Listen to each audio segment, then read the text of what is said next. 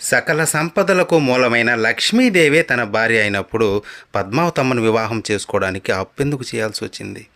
అందరూ అనుకునేది ఏంటంటే అప్పుడు లక్ష్మీదేవి అలిగి వెళ్ళిపోయింది. అవును, వైకుంఠం నుంచి అమ్మవారు అలిగి వెళ్ళిపోయారు. ఆమెను వెతుక్కుంటూ శ్రీనివాసుడు భూలోకానికి రావడం, పద్మావతమ్మను చూసి వివాహం చేసుకోవాలనుకోవడం తెలుసు కదా.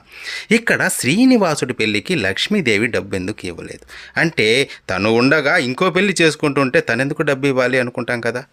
కానీ దీని వెనుక బలమైన కారణం ఉంది. అదేంటంటే, వైకుంఠంలో ఉండగానే మహావిష్ణువు లక్ష్మీదేవికి ఒక విషయం చెప్పుంటాడు. అదేంటంటే, నీవు నీ సంపదను భక్తులకే ఇవ్వాలి.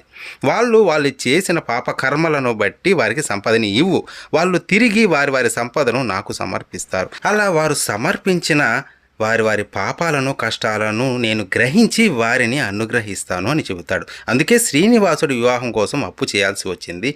లక్ష్మీదేవి పెళ్లికి ధనం ఇవ్వకపోవడానికి కారణం ఇదే.